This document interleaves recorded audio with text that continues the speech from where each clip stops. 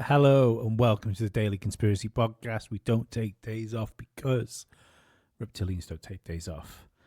Ollie, it's been an entire weekend, the longest part of the week that we don't speak to each other. Or touch each other. Well, we can never touch each other. We live in fucking completely different We can parts. send pictures. Yeah, it's not touch though, is it? Sometimes it feels that way. But yeah, I mean, that's just like when you've got an eye for a photograph, it's easy to make people think what you want them to think. Right now, I think people do need people close to them because we're living in fucking dark times, Lee. Dark times. We do live in dark times, Ollie. It's fucking weird. I want to start out with a joke, but I just know what's going to come in this show, and it's just like, what the fuck? Well, we're honest with our audience, so we'll continue to be honest. We were supposed to have a guest on tonight. We were going to have a lovely chat about reptilian humanoids. Unfortunately, they have gone fucking AWOL on us. So you're left. I'm sure there's a perfect excuse, Yeah, reptilians. But it does prove he's not a reptilian though, because he took a night off. Yeah, I know. But yeah, either way. So if you get halfway through this podcast, go, fuck me, there's no sunshine and rainbows here today. Don't blame us. Blame the reptilian guy. Do you know what, though? We probably are going to be speaking about reptilians anyway, so... I mean, there's a very good chance that they're... I've definitely got a clip which could, like, harken back to the reptilian menace. But, I've been watching, like, 2 days worth of reptilian stuff, Yeah. Ready for this. So, in fact, like, I tell you what, I did watch today, before we get into the podcast proper. Jurassic Park? No, sorry, not today. I watched it over the weekend. I watched Sean Hibbler's new documentary, Climate Trails. OG listeners of the podcast will know Sean Hibbler came on the podcast a few months back to talk about his last documentary, before this one came out, the documentary before. The Old World Order. We had a great time talking to him. He is coming back on the show, I believe, at the end of the month to talk to us about Climate Trails. So I can't wait for that. That documentary is fucking chef's kiss. Well, I've watched all his documentaries. I haven't seen that one. Not yet. I will be watching it before he comes on. And they're all brilliant. He went into the kitchen, Ollie, and he fucking cooked that day. Right. It's fucking awesome. Terrifying. Is it Ramsay style? Fucking chefed it, mate. Right. Absolutely chefed it. So, it's terrifying and horrible. And you think, oh, we're clearly all going to die. But it's worth a watch. Worth a watch for anyone, especially if you were like me and you we kind of got on the chemtrail thing and you went, this is bullshit. And you watch that and you go, oh, it's not bullshit. It's not bullshit. I was wrong. And unfortunately, so mind you saying that, sometimes with this stuff, I don't know if I was wrong or I was just overly hopeful of a silver lining that has yet to fucking materialize. I think that's probably the problem why we don't fix things. I think everybody is overly hopeful about everything that's going on when the government wouldn't do that, would they? Yes, they fucking would.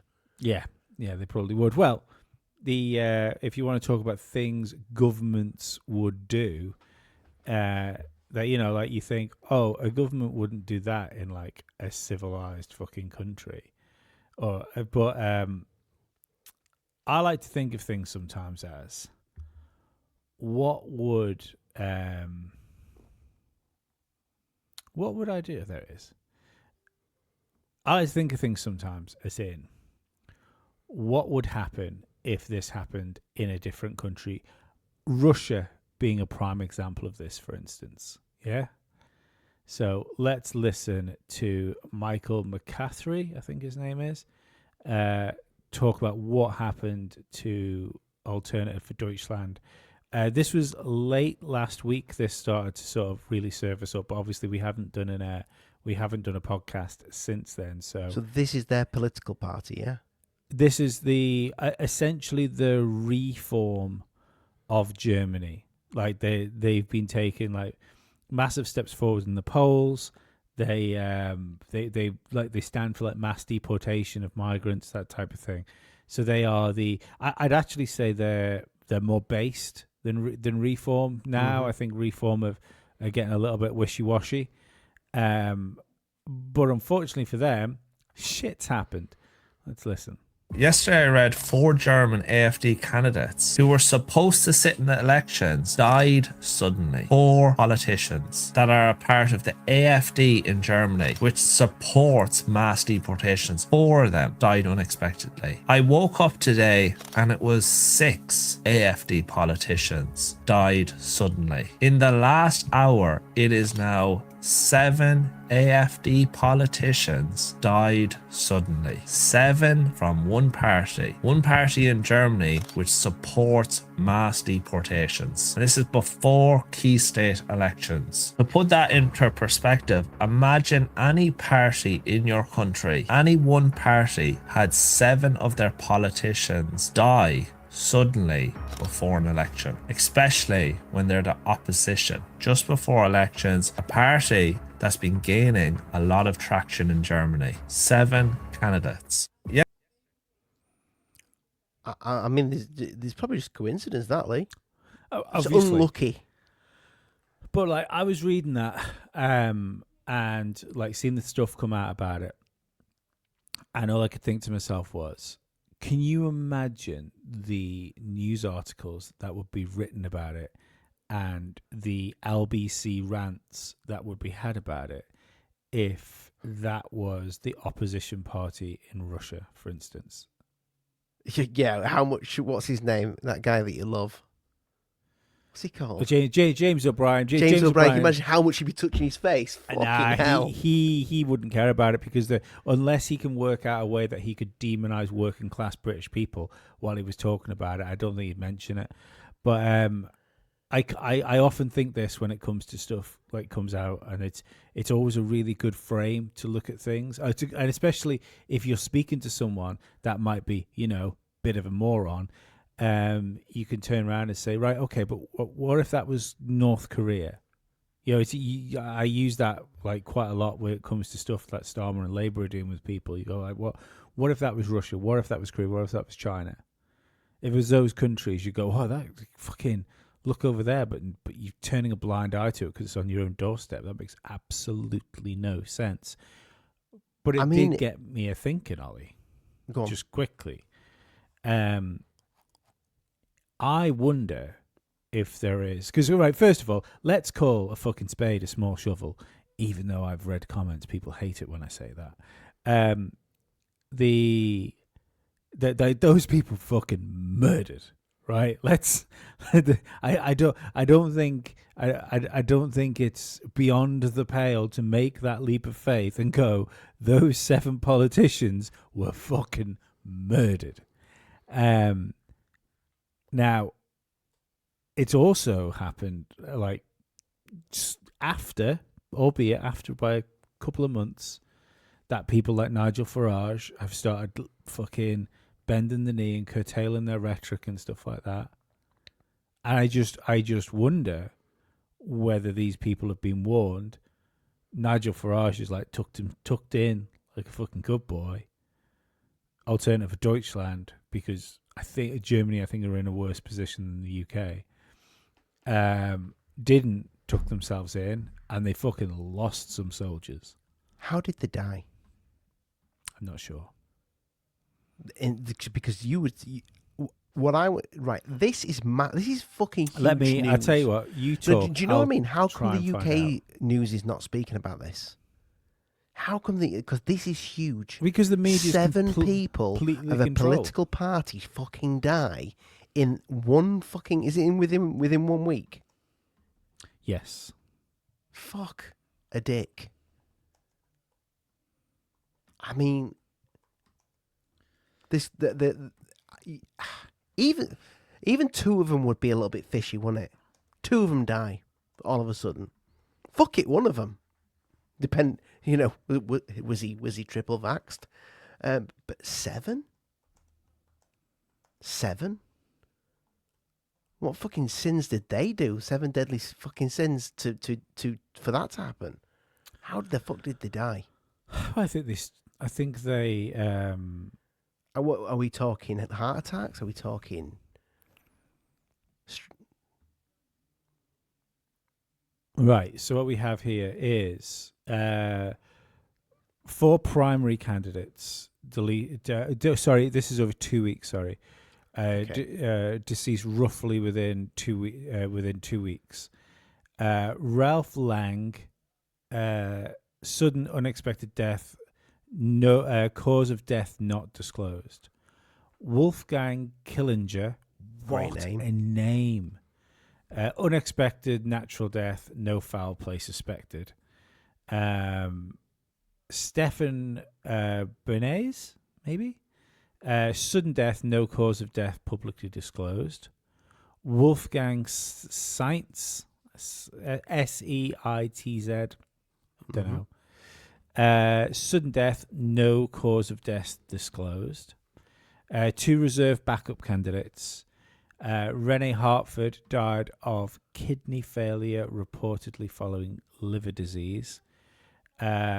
6, death by suicide, Patrick Thiers.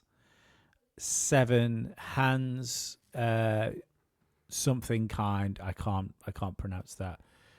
Joe. No, I can't. Maybe Jochen. Maybe it's a Jochen. I'm not sure. Hans Jochen kind. Sounds well German. I'm going to go with it. Died of natural causes after a long illness.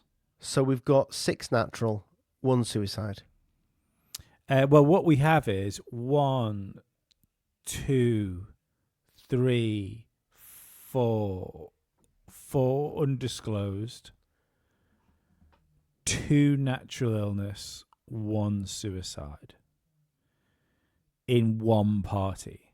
In 2 weeks. In 2 weeks. 2 weeks. Fucking hell. That is absolutely... that boggles the mind. Right. There should be... I hope there's a fucking huge inquiry. I hope Germany is going nuts over this. Right. Hans Kind, direct candidate. I can almost give a pass to this fella because he's 80 years of age. Okay. Right. He's the guy that died natural causes after a long illness. So, okay. The weird one is Patrick Thiers, or however I said how to go pronouncing it before. We're sorry, Germany, but we're not German, so it's hard. Ollie, first of all, what I want you to do is remember what show you're on, and then I want you to draw like a little post-it note, stick it on the edge of your computer that says, if I ever apologize on this show because somebody might have been offended, I will close my cock in the door. I don't know if it'd fit in the door. Do you want to... Fucking, I don't know. You'll find one small enough. God, I'm just imagining my dick being closed in a door right now. Well, and see that feeling you've got? That's the feeling you want to keep. Just keep it in here, and then never apologize. We don't apologize. We go harder. So yeah, the reserve candidate, this Patrick guy, his age wasn't specified. I find that weird. Same for Renee Hartford or Herford. No specified age. That was a kidney failure after liver disease. But the others are 71, 66, 59, 59. Like, no spring chickens, but like, it's... We're not... we're not expecting people to drop at 59. Do you know what I mean? No.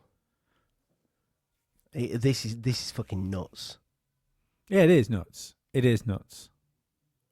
Like, I'm just imagining this and what would happen in the UK if this happened. But the fact that the entire world is not speaking about this right now, I mean, it's even more nuts. So there have been inquiries, but they've been routine by police and official clerks rather than large specified investigations. There's been police investigations. In a couple of these cases where the cause of death wasn't immediately clear, police opened standard inquiries. After medical checks and autopsies, they concluded that there was no evidence of foul play. The election authorities, the state election office, in North Rhine, West Filava, I don't know that. Whatevs. I have stayed in a hotel on the Rhine once. Also looked into the situation because ballot papers had been reprinted and some posted votes were invalid. Their review concluded the deaths were unfortunate but unrelated to the events. Germany's government stance. German authorities, including the Interior Ministry, have publicly dismissed conspiracy theories suggesting that all 7 AfD candidates' deaths had been natural and or personal causes, and there are no link between them. See, usually when they want to get rid of them, they clone them first, so then they can get them to do their bidding. But now with these, they just got rid. That's what it sounds like to me. Well, I'm, it's. I was just. If I was Germany, I'd be asking fucking questions. I would imagine. I would imagine that's what's going on, especially within the sort of right wing, populist side of things. It's funny that you should say with the way reform has been, but I mean. Let's face it, we know, well, we don't know who it is, but we know the world is not run by who we think it's run by. It's run by, I think people are right when they say it. It's run by a small group of people that control everything. And if it's not going to if it's not going their way, they're going to have to make some changes.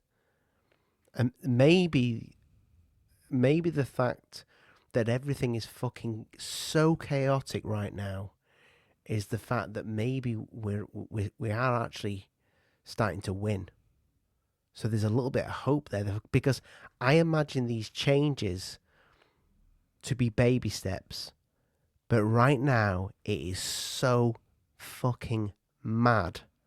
There's clearly, I mean, you look in the UK right now, you see all the British flags everywhere, which is apparently racist. But there's people are different. It's like people seem to be waking up to the fact that they are being controlled. They might not know where to look or where to go with it, but their eyes are open. I hope you're right. I mean, I see no real. I shouldn't say that. It's okay. I see no real evidence of that in the physical space around me. I have noticed the rhetoric change. You're not on the home ground, mainland no, UK. You're on the nipple, aren't you? Yeah. No, I'm not mainland UK. I'm the mainland England. But I have noticed the rhetoric change on social media, in Facebook comments and stuff like that. I've actually noticed people that I would consider reasonably far left in the past that have said things that I've read and thought, oh right, you're retarded. even those people question the open door policy with like that we have over here. Like you can just like you can hop on a boat in from the UK, head to my island, and That's where we're all going, Lee. well, maybe. You can be fucking shocked by the price of bread, though, mate. But yeah, you can just come over. You don't need ID to get on the boat. You don't need ID when you get off the boat. You just come over here. And there's been a lot of people turn around and say, maybe we do need to do some sort of ID checks, and then that's when you can see the crazy people, because the idea of we're not talking like digital ID or anything like that. It's just like standard, like whatever your driving license, just some government ID, to cross the border, well, not border, but to cross onto the island. And then you get those people like, that's just fucking xenophobic. I'm tired of this xenophobia. And you could tell the people that say xenophobia only found out what the word meant maybe 2 or 3 days ago. I've seen a lot. Xenophobia was like a fucking phobia of aliens. Yeah, which would you know what? Fair fucking play. If you've if your immigration problem is xenomorphs, then you deserve to be xenophobic. I stand with you. Oh dear, they are scary bastards, those xenomorphs. But yeah, so I've noticed Quick that. one, mate. Death by alien or death by alien birth? Just before we go on, to make this a little bit of lightheartedness for this dark show.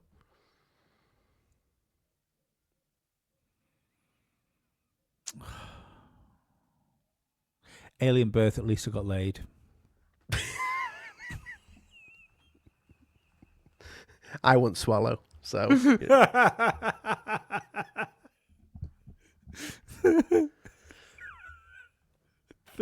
minute the alien falls off you run over to the sink. Go, like, oh, he's one of those, is he? No, and that fucking little fucker falls off my face like, right, now it's my turn, you little shit. You've got about half an hour of lifespan left in you. How do you like it? I wish I was going to be around long enough to see a small Lee burst out of your chest. Whatever you do, don't bleed. Oh, what happened there? Oh, there we go. I'm cheered up now. Carry on with the darkness. But fuck. Yeah, it's right. The flag thing, though, I like it. I think it's even right. If you take everything out just for a split second, right? Take the reasons for it out. Take the because this is why I think it's planned. Yeah, because I've thought this for a fucking while. Do you remember when I know what you're gonna say. Me too. Well, do you remember like not so long ago, and those people in the US, excuse me, people in the US and Europe probably wouldn't be aware of this, because I think this was a very British, a British fucking patriot slur, if you want. So the two of them that come to mind, the idea of calling like conservative white people gammons, I think is really interesting now, given the whole fucking bacon gate that's going on. Like the idea that we have a for something that I do not fucking call for, I do not want, but when you have a, what's the best way to put this? The possibility. Think of the most politically correct way to put it. Yeah, look, I've even got my fucking politician thumb out. When you've got the potential of social aggravation between ethnic groups, be it Islamists and everybody else together, maybe fucking arguing each other. I think the fact that back then we started this whole right wing thing of calling right wingers that are essentially just fucking British people being Brits, gammons. I think that's pointed. The fact, with the pork reference and the fact it is like whichever way you look at it, it's a fucking racial slur against white people. But we're not allowed to acknowledge the fact you can be racist to white people now. Like that's fucking strange. I don't think that's a coincidence. The second thing I don't think it's a coincidence is there was a term that came around, like this was maybe last year, maybe the arse end of the year before, of flag shagger, and people, again, patriots, or I do hate using that word if I'm perfectly honest. It doesn't, like, I'll be dead honest, doesn't feel very British. Like we've never been that country to refer, because we just used to call each other Brits. You weren't patriot. Yeah. You were a patriot. You were just a Brit. Do you know what I mean? That's what you were. You were British. You were a Brit. That's what you were. It feels like something we've adopted from America. I know it's a good coverall for what's going on, so that's why I'm using it. But I still don't think it's not cricket. The thing is, everybody in the US, a lot of our sexy audience, they're fucking proud of the flag. Yeah, no, that's fine. No, flag, and always have been. But that's the UK cool. flag stopped in like the fucking end of the 90s. Well, leading into 2000s. I wouldn't go that far. I'd go 2006 last 10 maybe. Years. Nah, last 10 years. I think it died off. I remember seeing it a lot. I remember growing up. And it was on T-shirts. It was on during coming out of the arse end of Britpop and stuff like that. You couldn't buy a fucking cushion without a Union Jack on it in the UK. And every time I see that flag, up until now, I've always thought, I think it now because it's just obvious now. But I've always thought, I love seeing that. That's fucking. And it doesn't make me think of anything racist or anything like that. It just makes me think, this is my country, proud of my country. Of course it should. It's your flag. Like the Manx flag's my flag. For whatever reason it is, I'm proud of the place I come from. I'm proud of my flag. I'm proud of my fucking national anthem, all that sort of stuff. Do you have a national anthem? We're a proper country, lad. We've got our own government and everything. Okay. We'll have to sing it one day. No. But, like, sorry to divert on the Patriot thing. I just think it is an odd thing. Mate Ben brought it up to me the other day, and I think he's right. He said it feels like something we've adopted, and it's something like maybe it's necessary. Maybe it's necessary in the time we're in to actually say it. So it's a line drawn in the sand. It feels odd to me when I say it. But the flag shagger thing was again, derogatory term that was attached to people that were proud to be British. Mm. And these have been things that have come up in the last 2 years. And I don't think it's an accident. So the things you got to try and work out then is are those things just part of the symptoms of a disease that was creeping in anyway? Or were these a mitigation policy that was put in place, like to belittle this, to belittle the people that are going to fight back, to give the progressive people that are again, I suppose I'm going to use the term patriot and complain about it, but I'll use the word deep state, which also is something that we've kind of adopted. But are these terms that have been injected into the discourse by the deep state in order to allow their sympathizers and like associates just some leverage to try and beat down the dirty working class masses that are raveling? I think they've done it over time. and over time I think they tried it with American culture, though America seems to be one step ahead of us at the moment with the fight back. But I think right now in the UK, well, like I said, I think people are waking up. I think it's it's not. I hope it's not too late. I don't think it's too late. But I think they've done it for so long that they've even myself, sometimes I will fucking bite my tongue and say, why don't you fucking say something then? You know, when have you ever been in a situation you thought, really want to say something about that? Well, actually, maybe I'm a dick if I say something about that.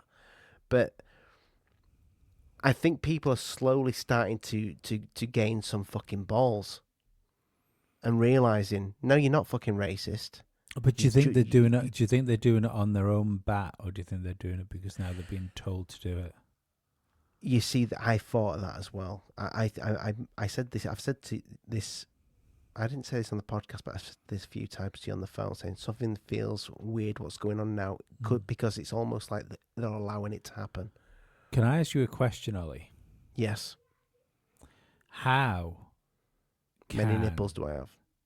A grassroots movement that's supposedly anti-establishment, and this is what I was going to get to before, was when you cut everything out, the idea that raising a country's flag can be an act of rebellion against its own government.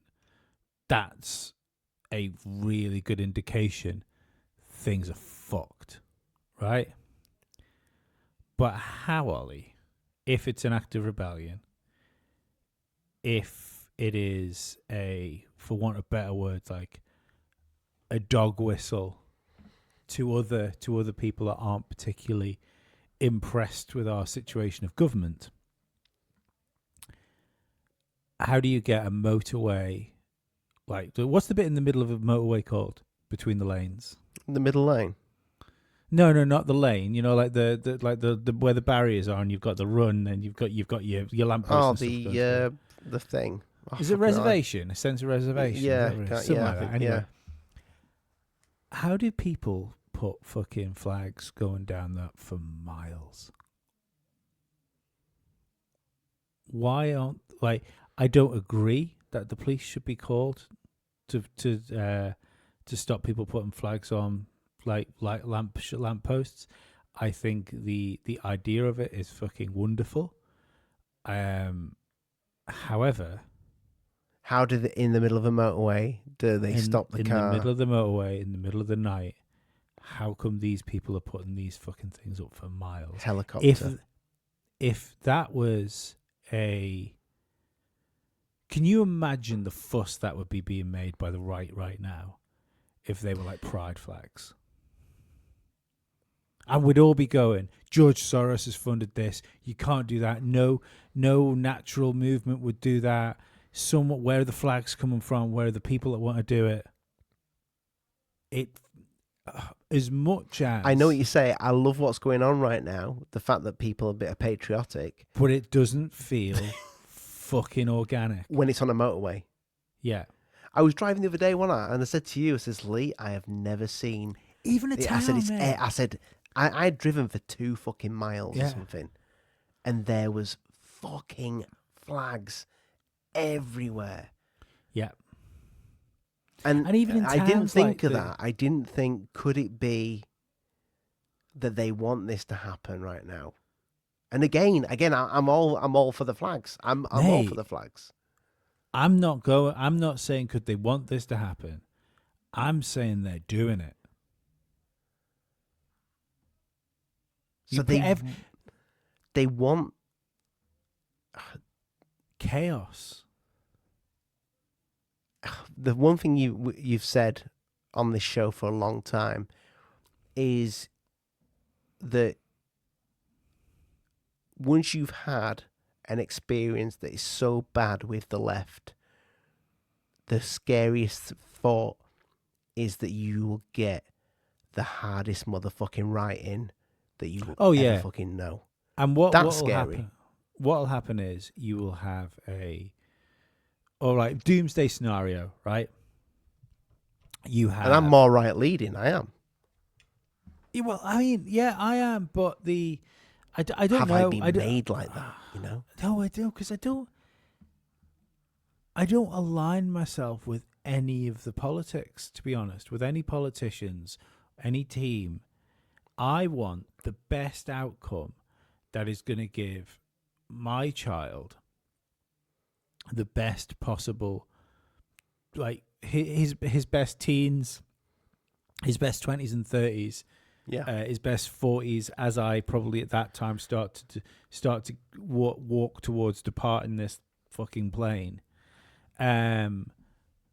Like that's what I look for when it comes to decisions. It's what I look for when it comes to people in power and government and policing, that sort of stuff. Is like who's gonna be there to make the world better for my child. Like, so it's in one respect I look at this stuff selflessly because I'm not looking at it for myself, I'm looking at it for a child. On the other respect, it's selfish. It's selflessness in a very small vacuum. Yeah. But I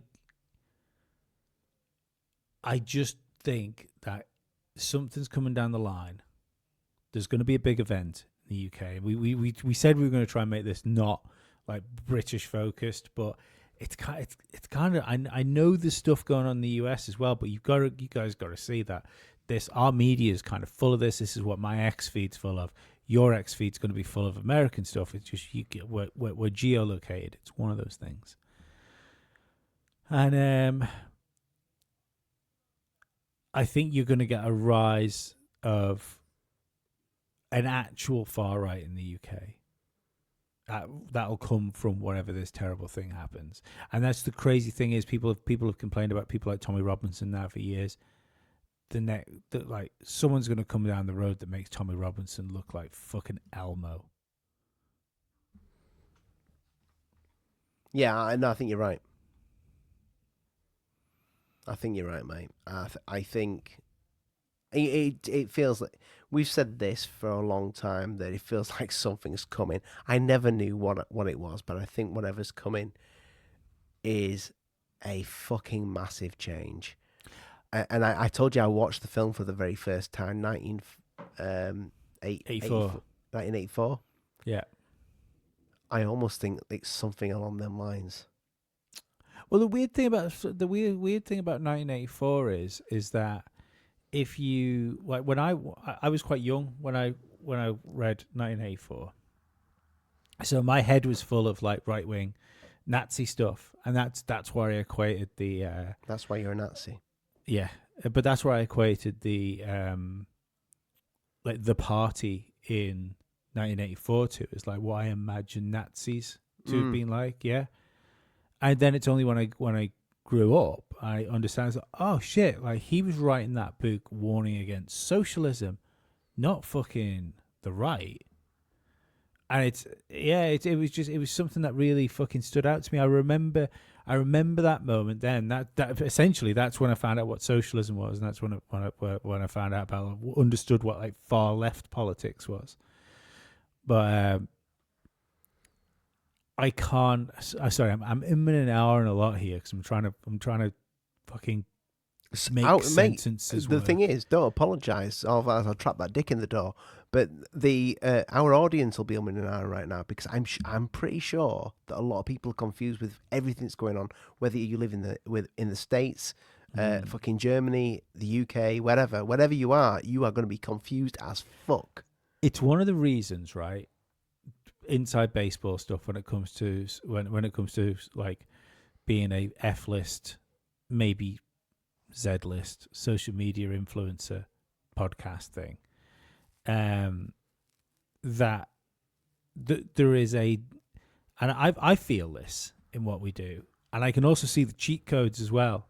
Like it's much harder to be honest doing what we do than it is to spice it up a bit. Yeah, we could do much bigger numbers and be seen by far larger numbers. I was going to say a far broader audience, but it'd be a narrower audience, but more of them if we went one way or the other. Like there is no room nowadays for the middle ground, which I think that's where the actual work happens. We change yeah, our mind a lot on this show. We do, because we naturally fucking see it. and people And don't we'll be like honest. that in times of fear. In times of fear, people want answers. So if you're on the left, you want someone to turn around and say, no, of course that child can be a fucking boy if it's a girl. Doesn't matter. Just pass me the fucking scalpel. I know what's what. On the right, you want people to turn around and say, of course there shouldn't be any immigration. I think we should have, we should make sure the demographic is pure as the driven snow, and let's deport anybody with a slight accent. That's what people want to hear, because it's immediate solutions. And I don't think there's immediate solutions to this stuff. That's why nothing happens, is because people listen to the people with untenable ideas, because they feel that they just feel, oh, finally, this guy is just going to do all the stuff and then everything's going to be better. And it's right. The position we're in, if we're really, really, really lucky, our children might be able to bring their children into the world, into a better world. We don't see the end of this in our lifetime, right? We're fucked for decades. Socially, financially, done. You cannot do the demographic changes. You can't undo the demographic changes that have happened to the UK. You can't undo the financial damage that's happened, primarily through fucking lockdowns. 20, 30 years to write this sort of stuff. We'll be looking at checking out by then. I'm in my 70s. Exactly. I mean, I'll fucking look fantastic, but I'll still be in my 70s. How are you going to fix what isn't here now? You're just going to be a late bloomer? Yeah. Yeah. Yeah, we're fucked. You're right. We're absolutely fucked. Is there any silver lining to this? I mean... No, Ollie. That's the scary thought, isn't it? Because I've been thinking about this, when everything's when the general public started to fight back, I thought, yeah, here we go. But the more I think about this, I don't know how we're going to get out of the situation. I think the situation's going to get messier and messier and more violent, to the point where it's just the everything's going to go up in price. People there will be people that won't even fucking want to work in the supermarkets if the state of the country gets to the state it's going to be. And then you're going to be hit. So this is where I feel it's a multi-pronged attack. This is slightly different where I thought this show was going to go, but here we are. So right now we were hit with a pandemic that I still don't think we truly know or understand what that was about. Well, it fucked the country. It fucked, it fucked the world. But yeah. but if we're talking from a UK base here, because this seems to be a little bit more. We love you guys in the States, but you need to listen to this, because this is the fucking. I think it can give I think if you listen to other people talk about something from a different country, I think it can give insight into your own country, and I think it's a good way to balance your own media, because what you guys are being told in your media is definitely not what's going on over here. Do you know what I mean? It's just if there's anything we've learned, it's we can't trust mainstream media at all, and we can trust at best 50% of alternative media. So there's UK in is fucking terrified of its government. Terrified, because you may get put in fucking prison. Well, let's pull something up here then quickly while we talk about this, because this is I've oh, no, I'm not. Why am I trying to invite somebody? Invite them. We tried to do that and they didn't come. So this was in the UK today, I believe. Muppet is as British in insult as ball bag. So let's listen to what these fine British police officers have to say to this guy here. So I've been sat around there all this time, yet you decide to come and talk to me when I'm leaving. Okay. Well, if you're not going back for me, you're under arrest for Section 4A public order offence. Just give us your camera. Hang on a minute. I'll explain a second. Listen, all I'm going to say is, do you guys really want to do this? Yes, we do. Right, you're arresting me for what offence? Section 4A public order. Public order for what? Taking pictures? Hang on a minute. Are you body cam on? Are you recording? Right, can you identify yourself, please? All of you. PC 2692. PC 1823. 870. Sergeant. 1823. 1823. Yeah. Put your hands to your back then. Is this really necessary? At the minute, we don't know if you're carrying anything that might harm us. We don't know anything about you. Oh, that's I okay. can't see your face, so just out of precaution. All right, let me just let me just speak. That's a fair comment. I'll let you have that. All right, yeah. But I don't have anything what's going to harm you. Everybody says that to us, don't they, mate? And I'm actually just going to go in lobby, because it's a beautiful lobby. Yeah. I'm going to get some, because I ain't got any stills. I'm My going to colleague's take some going to tell you stills when I the go in. circumstances for why you've been arrested.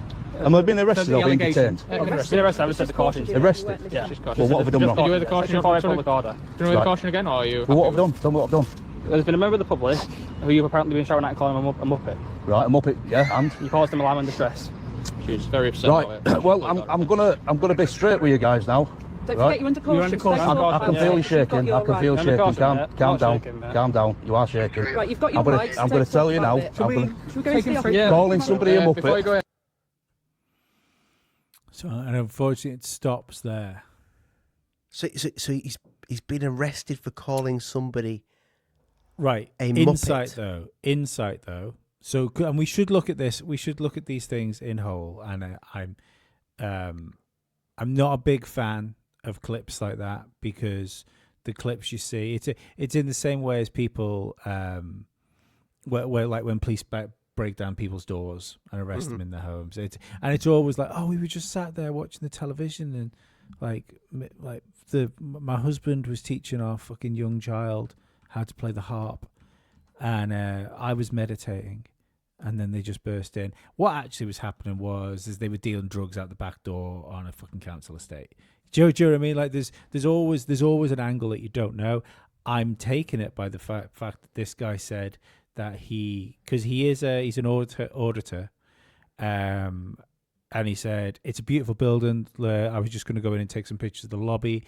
I take it he's auditing migrant Auditing hotels. Yorkshire, and I've watched him for a while. Yeah. But what I'm saying is, I take it he's auditing migrant hotels as well, because lots of these auditors have taken upon themselves to do this. And again, I do not disagree with that in any way, shape, or form. But I think it's important to take it into account. So he's been thrown out of the hotel. He called someone a muppet for throwing him out of the hotel. Was he in a hotel and said he called somebody a muppet? Yeah, he said he said that in the video. Right. And then he's apparently caused. But see that this is the thing that gets me, that worries me more than anything, is that you called someone a more, and they use the terms, you caused them alarm and distress. I mean, And you've it's- called me worse. I would fucking hope so. But this is the thing though. So when you go down that road, where does that stop? Alarm and distress. How many things can happen to you in a day that could cause someone else alarm and distress? Yeah, If a you guy lose your just temper, farted on the bus next to me. if you lose your temper with somebody, cause them alarm and distress. If you, let's say you're in a shop and you just want served, or you feel you've been wronged, and you approach someone and say, no, like, look, this is not on what you're doing. You can cause someone alarm and distress.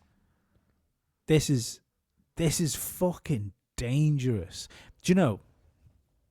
There was a British comedian called Dave Gorman. He became quite popular in the early 2000s because he did a thing called the Google Whack Adventure, where for those that don't know, it probably doesn't work anymore, but people used to call it Google whacking, where if you put a search in for something, it would and it only brought one answer back on Google. So like Ollie, if Ollie puts in like Ollie's got massive hands, and the only thing that comes back is like one post that Ollie's put on Facebook saying, I've got massive hands, that would be considered a Google whack because there's one thing. Ollie, if you could stop playing drums on your desk, I'd be very happy about it. Well, I touched the mouse. That was it. Yeah, I know. I've got a very, very echoey desk. I know. The thing with Dave Gorman was he posted in, I think it was like 2007, something like that. I remember it was like really early days on Twitter because it was like one of the first times I've ever seen Twitter. And he posted saying, unfortunately, we seem to be sleepwalking into a world where people feel that they have the right not to be offended by other people. Mm. And that's exactly where we are. We're in a world where people feel they can't be offended. So and let's be perfectly honest here, that guy that called those police, that was obviously either working in that hotel or was a resident of that hotel, I don't believe that guy caused them any alarm or distress. I think they were just using the rules, and they were using the. I think they said it was a young lady who called them up. They were using the 2-tier policing system we have absolutely. over here. Yeah. I mean, this must be crazy because America does have that freedom where you can literally fucking say do whatever you want to do within reason. I've always wondered about that. They do, like, someone would have to explain it to me more, because they still freedom, have maybe. like no, but they still have like slander laws and stuff like that, and like America is a much more litigious country than the UK. Yeah, but you could go around and call somebody a muppet all day. But what I'm trying to say is, I always wonder where the freedom of speech begins and like the slander ends. Do you know what I mean? I see what you're saying. Where's the thin line? Where's that line that you're gonna go over? Yeah. But I see. That's the thing, though. I think it's an illusion. I don't think anywhere's like quite as free as you want it to be, and it only becomes apparent when the fucking walls close in a little bit, and just like the UK, they don't have to close in much because it's just narrowed. They've just brought it in slightly. You've gone, oh shit! I didn't see the barriers before now, but the barriers are a bit closer to me all of a sudden.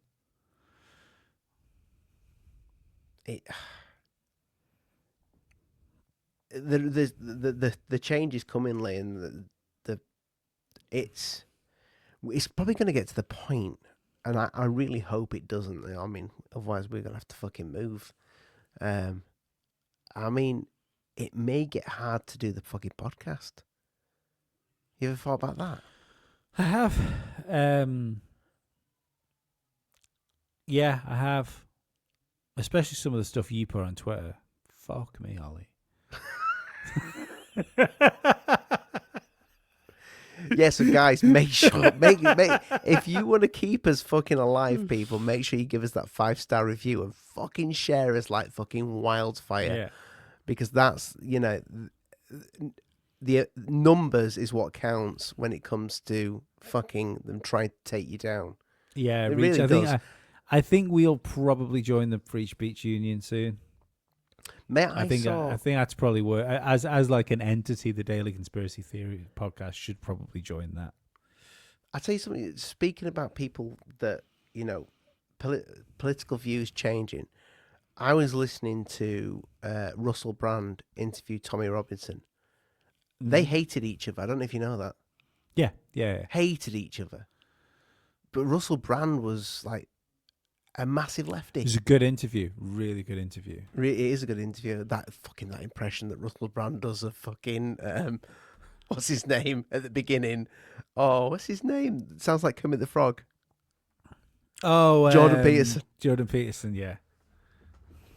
Yeah, but I didn't know that they were at the same sort of rallies together, and Russell Brand was like rallying against Tommy Robinson. I did not know that.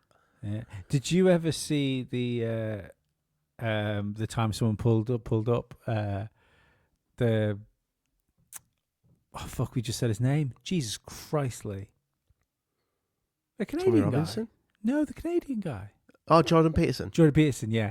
I was someone turned around and said, "Do you know how much like you sound like Kermit the Frog?"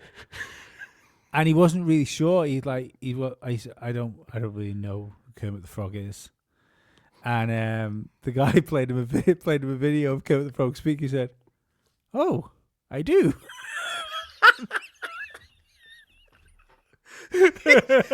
he sounds just like lovely bloke. He sounds just like fucking Kermit the Frog.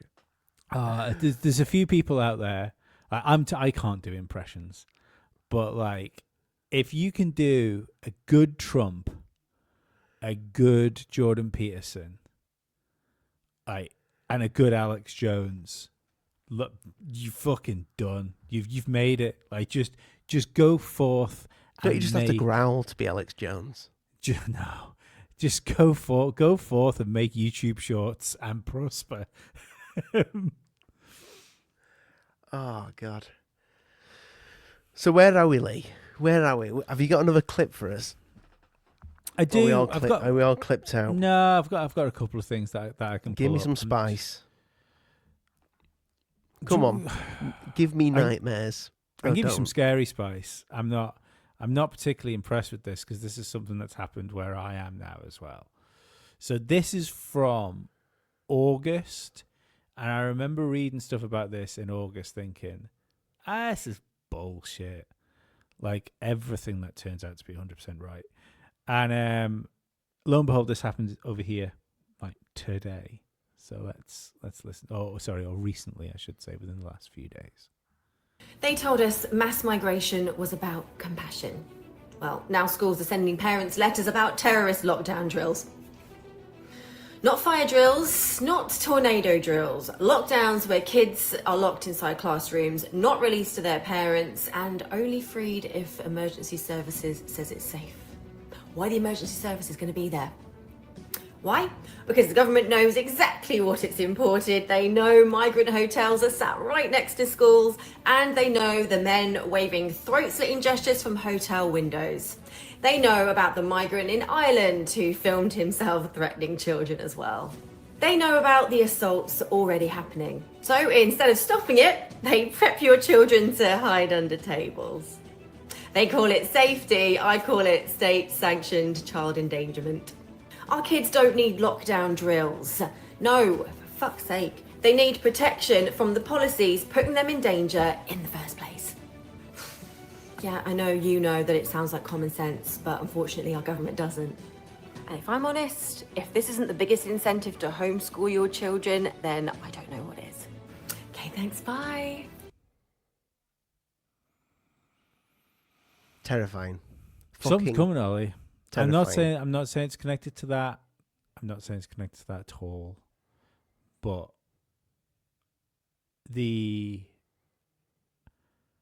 amount of times in history I, as a conspiracy theorist, see, even if I haven't heard about it beforehand, there will be, and again, there is a fucking cast iron, steel man fucking argument that I can give to that, and I'll give it a 2.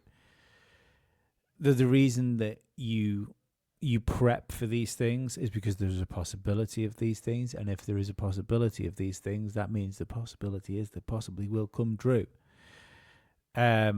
However, I tend to think that some of these situations aren't preparing for things. I think some of these situations are dry running things I think, like, for instance, the SPA's document that came out, which beat for fucking beat told you what was going to happen during COVID.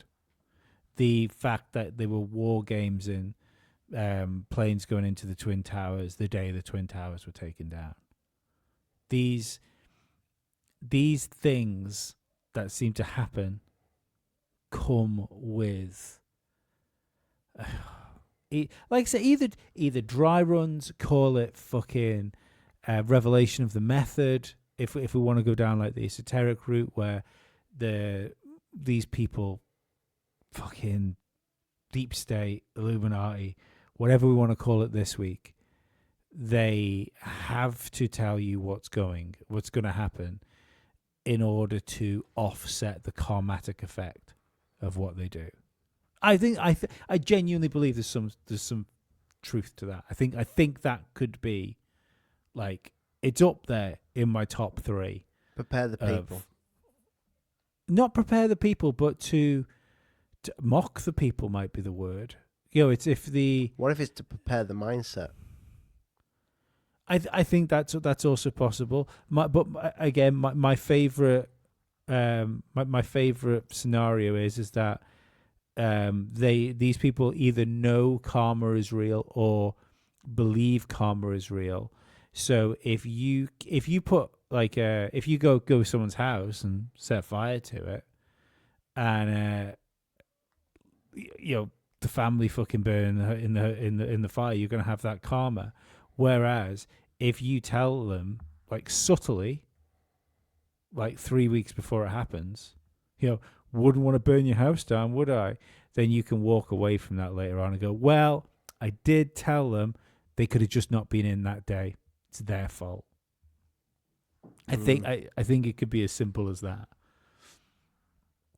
But I just don't like it. Something. There's a taste in the air. You can feel it. You can feel there is a palpable anxiety hanging. And again, is it how much of that is caused? How much of that is fucking? How much of it is fucking like an MK Ultra on fucking humanity? Yeah. Look, mate, I think ever since the day for in the UK, like the American friends had Trump, the Scottish people had Braveheart, I think. But ever since the day that Boris Johnson walked out and said, I'm going to have to ask you to stay home, stay home, save lives, we're all going to lose people here. We have been under a constant psychological operation since then, probably before, if we're perfectly honest and we look back, probably before. But, like, that's when we went, right, fucking turn this bitch up to 11. It's fucking worrying, mate. It is. I'm not gonna lie. I would like to say, fucking hell, I hope a lot of this is fucking just conspiracy, but it really isn't, is it? I mean, there's a conspiracy behind it, 100%. Yeah. I don't know what the fucking plan is. Well, no, I've said this. I've said this recently on the show for probably the past fucking year. It's everything that's happening right now leads to digital ID. Everything. Ollie, I'm glad you brought that up. Oh, fuck. See, this isn't even fucking planned, guys. This is how fucking good we are. We've had much more push and nudge this week about digital ID. We had Pat McFadden last week. Now this week, headlines screaming that 6 out of 10 of us would like an ID card. What those headlines didn't tell you was actually 6 out of 10 of us said we didn't want digital ID. if that was pushed to digital ID, the numbers dropped away. So I'm pleased, actually, that 6 out of 10 people are seeing the light for what this is. When you see the desperation of a government that has been trying for 20 years since Tony Blair to introduce digital ID, that's your first red flag.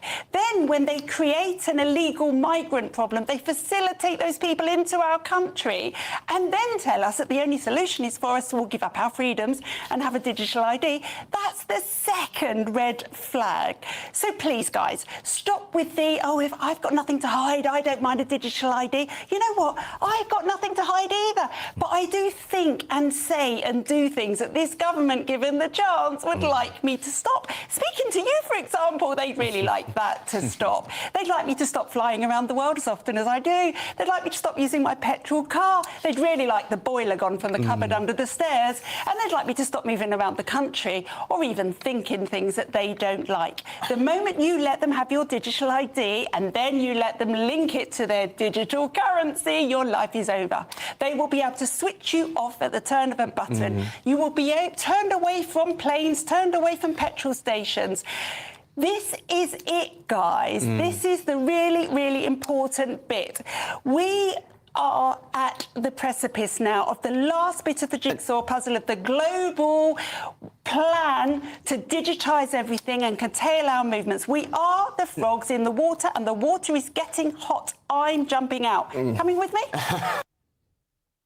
And that's from fucking GB News. I mean, see, I do watch a bit of GB News. I think if you have to watch a mainstream news program, I prefer it if you watch GB News as opposed to like the BBC.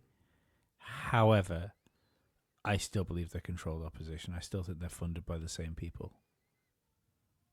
But I mean, when she's saying that, it sounds like she's got passion behind that.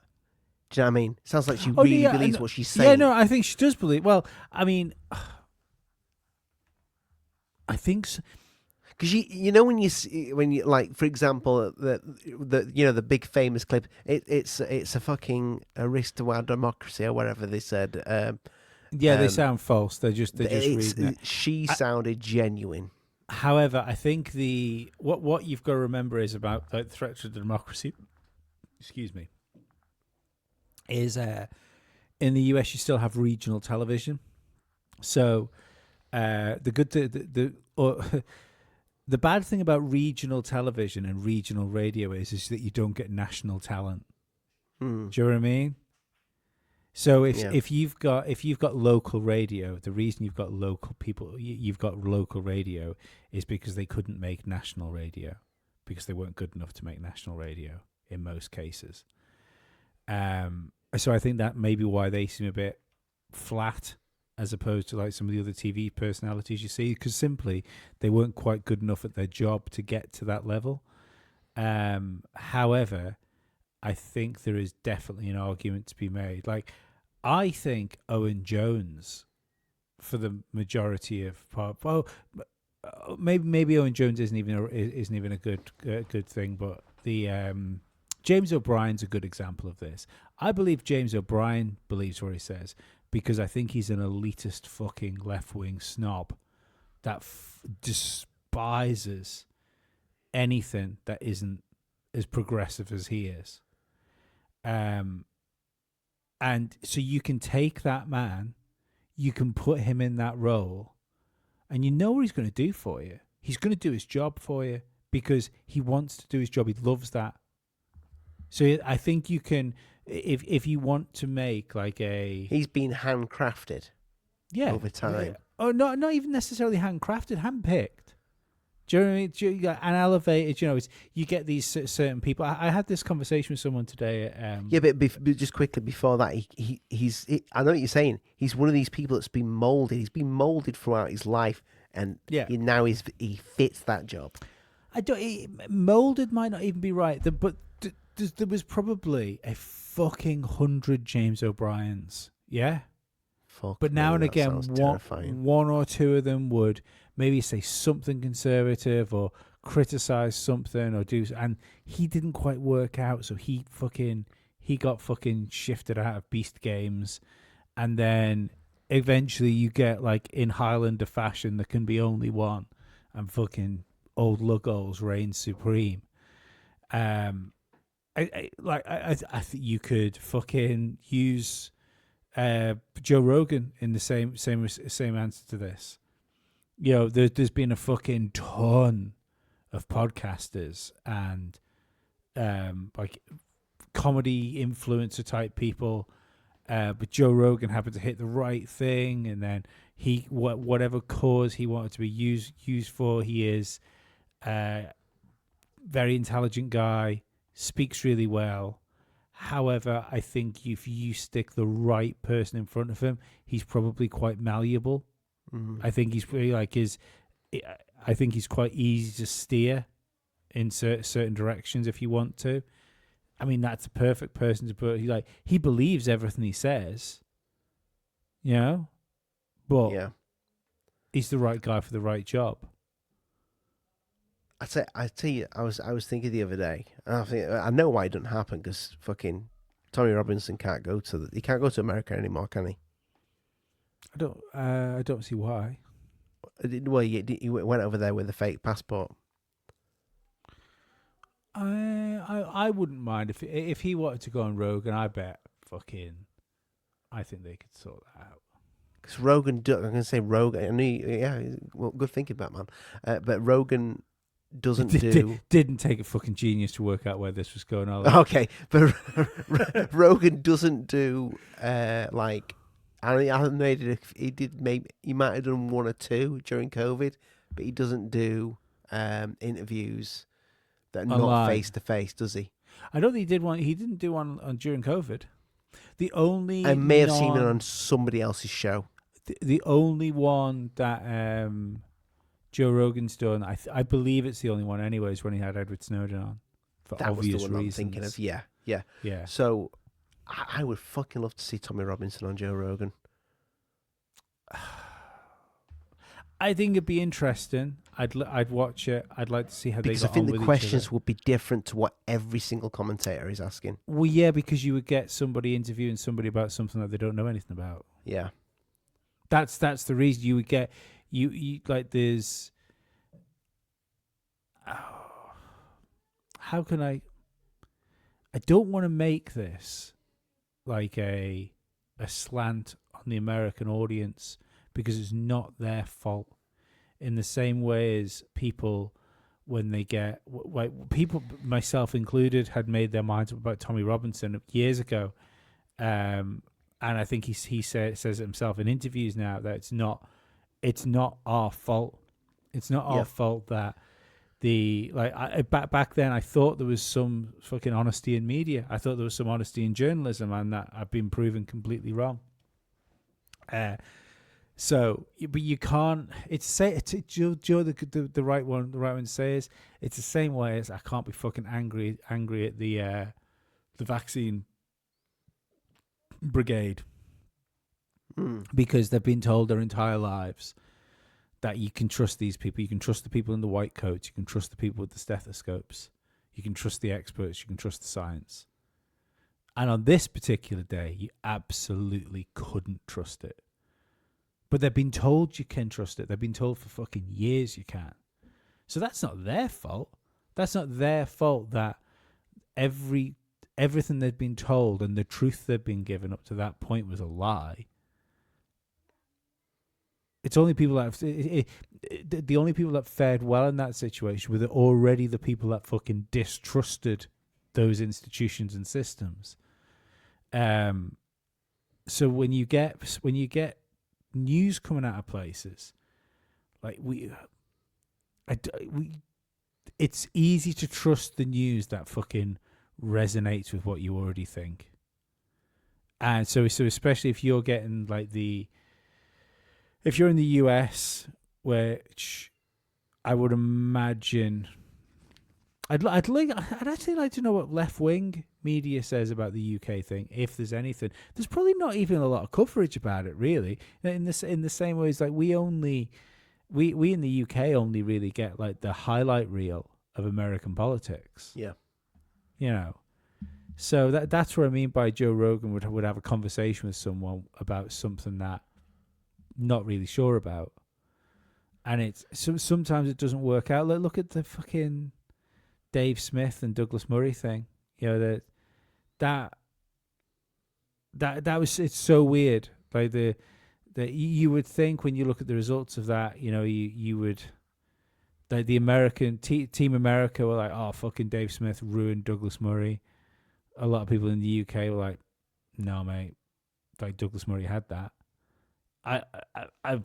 I tend to fall more on Douglas's side than Dave Smith's in that situation. But I'm always going to be biased with stuff like that because I'm a big fucking Douglas Murray fan. But it's just your opinion's always going to get flavored by the information you're given. I think that's what I'm getting to. Even if you don't trust it. Even if you don't trust it, existing within that system will, like, funnel you in a certain way. Do you think... Because I was asking my dad this the other night. I said, have things ever been this bad? Now, I know we've gone through World War I, World War II. But I can't help but think... Sometimes, because everything is over social media, you can just, with the click of a button, you can see what's happening in the world. You can see what's happening in your country. Whereas before you get a newspaper, you'd see a newspaper, or you may go home and read an internet article. You know, if you had the internet, you'd see stuff on the news. Now, with what it feels like the world's gonna fucking implode. I know I say that a lot, but it does. That's what it feels like. Do you think some of that could be because how fucking wired we are to this, that we see everything and we just can't cope with it? We're not designed for it. Cannot cope with it. We're not designed for it. That's. Like, I think what I'm saying is, has this happened before? Has this happened before when we've just had normal fucking ways of reporting the news? I don't mean exactly the same as what's happening now. I know what you mean. Do you see what I'm saying? Yeah. I think there's... I don't think there's a climate crisis, for instance.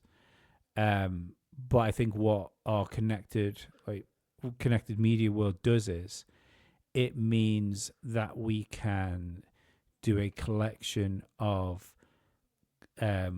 weather-based calamities that happen all over the world that probably always happened, but you can bring them to people's attention and go, fucking climate change, it snowed there, where you go, yeah, well, okay, and they say, well, it hasn't snowed in fucking Texas for 100 years, and you go, and then you look and you go, yeah, well, it snowed other places in the past fucking 100 years that it hadn't snowed 100 years prior to that in those places, but we haven't spoken about it. Isn't it wild that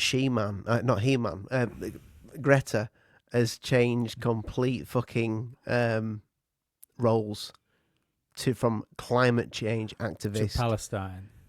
It's almost like fucking hell. Yeah, she went from climate change activist to Palestine supporter with a brief stop off in Ukraine. That's kind of the road. Where's she going next, Lee? Don't know, but you know what, right? I don't think enough people mention this. I mean, like, she's got the face of like E.T.'s cousin, but she's packing some fucking cans these days. I mean, I still see her as like 12 or whatever. She's not 12, I figure she's like 25, isn't she? Yeah, she's fucking nearly 30 now, probably. But yeah, she is rocking a set. Like, a set. Have you seen the new hairdo? Have you seen the He-Man fucking memes? Yeah, it's not ideal. none of it's ideal. I feel really sorry for her, actually. I really do. I think that... Well, she's been put in that role. She's been put in that role from a young age, and she's just now. She's fucking in. Isn't it ironic though that the speech she did, whereas like you've stolen my childhood, was made whilst progressive ideologues were stealing her childhood and using her as a fucking weapon. Yeah, I said I'm not gonna lie. Have you ever seen the fucking Fatboy Slim version of that? It's fucking a banger.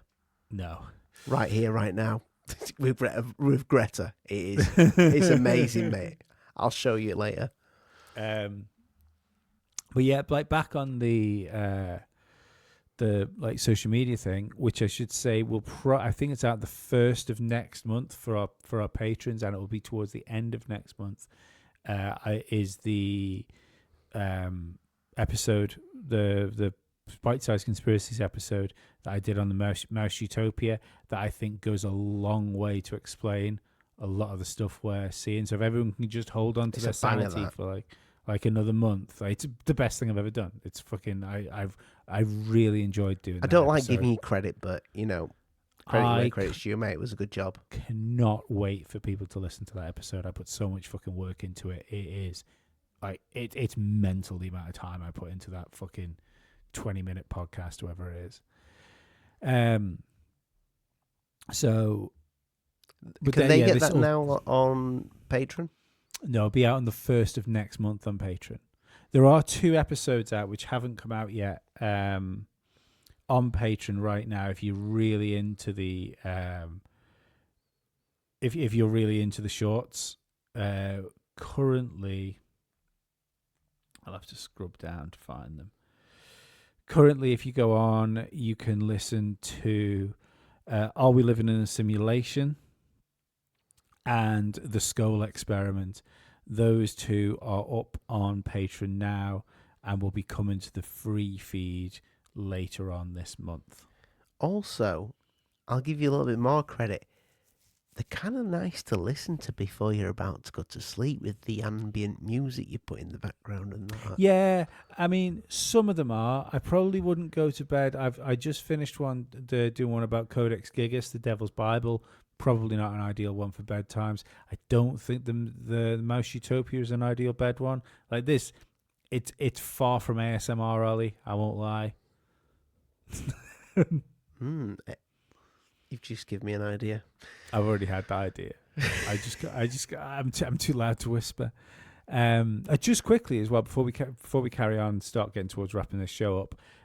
We meant to mention at the beginning of the podcast, I think we're gonna switch the logo out, aren't we, Ollie? Nothing fucking radical. We're just still the same logo. Just gonna take the color out of it. Yeah, if you see the logo is up on X, it stands out more. There, if you're watching on YouTube, you're pointing in the wrong way, mate.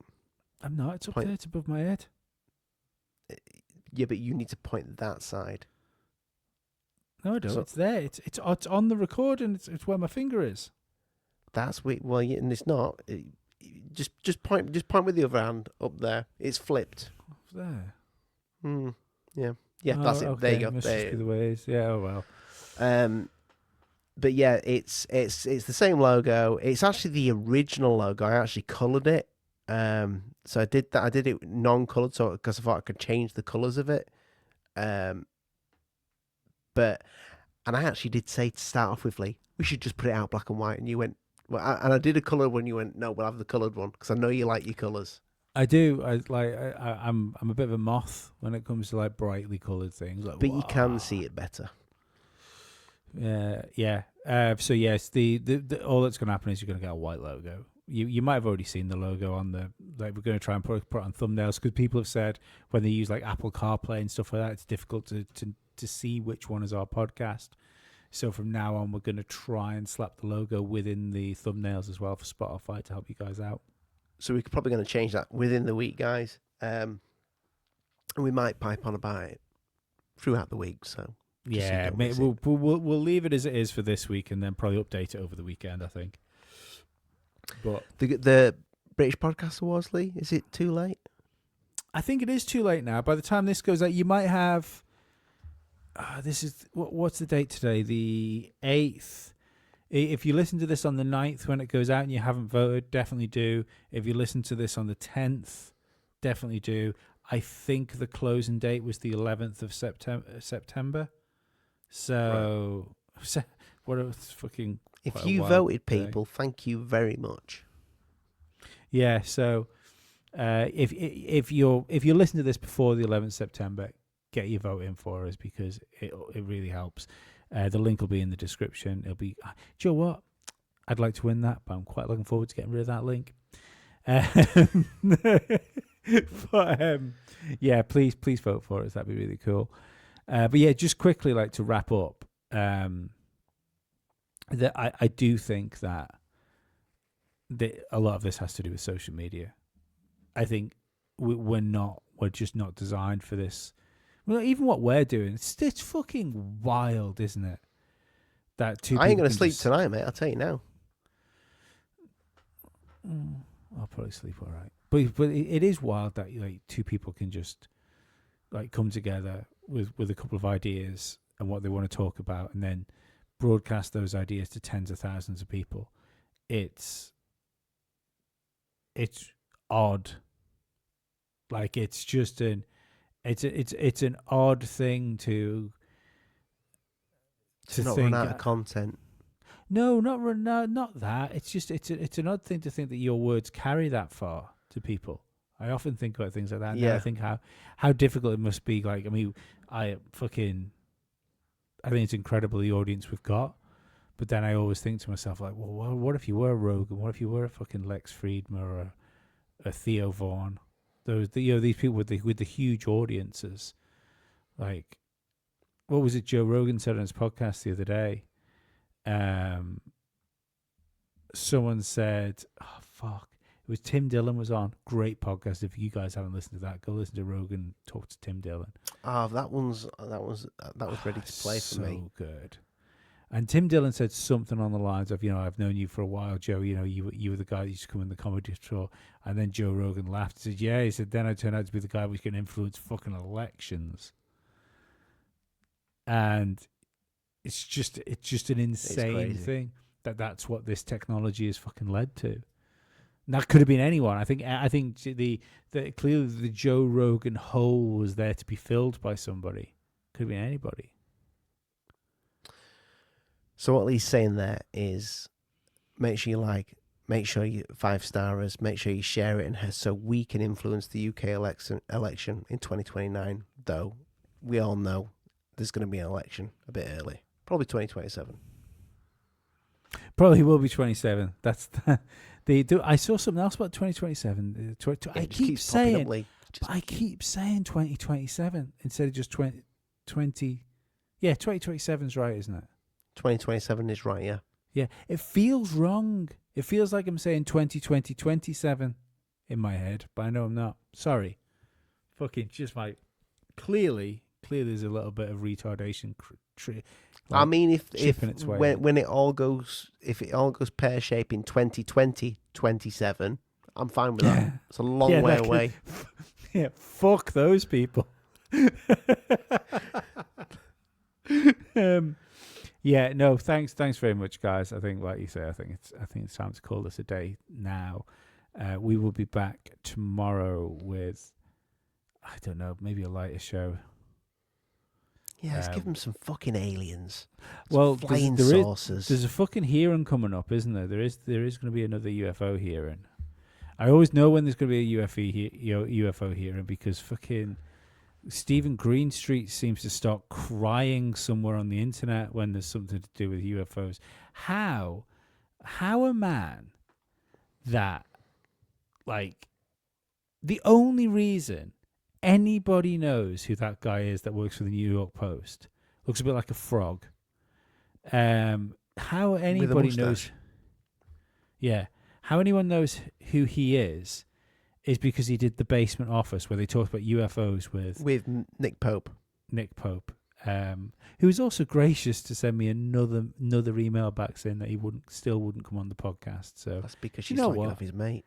He won't come on the podcast, but no, I don't think they're mates anymore, are they? Oh. Because Green Street thinks it's all UFOs are bullshit, and anyone talk about them's a grifter. So I can't imagine they're friends anymore. But yeah, I find it wild that he's like just fucking. He's just an assassin, like a UFO influencer assassin. He tries to be. But, I don't know. Story for another day.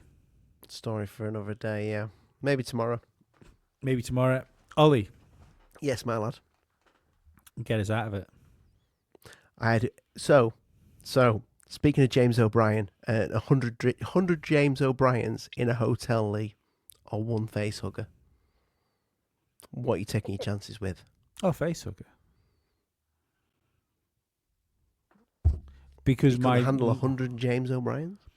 No. My strategy would be is as the face hugger was running towards me, I'd grab my phone and I'd play James O'Brien to the face hugger and then quickly plead my case. I say, this is why I'm here. There's 100 of them next door. And I think even the xenomorph face hugger would be like, all right, I'm going to hear this one out. And we could have a little chat about it. And then he'd scurry off into the vent system, drop down into the next room with 100 James O'Brien. I would hear screaming and the world would be a better place. I mean, you've actually taken us out there. I mean, I was going to get into the fact that, you know, if I did have a face hugger, I actually do think that thing would be quite pleasurable, you know, to you know, give it a good old, you know, just... I don't believe there's not teeth involved, though. They don't have any teeth. I don't believe that. There's no teeth in that. Just one big suction pipe. I think it would be like, I think the suction pipe would be barbed inside. Oh, like a cat's tongue. Dirty little bastards.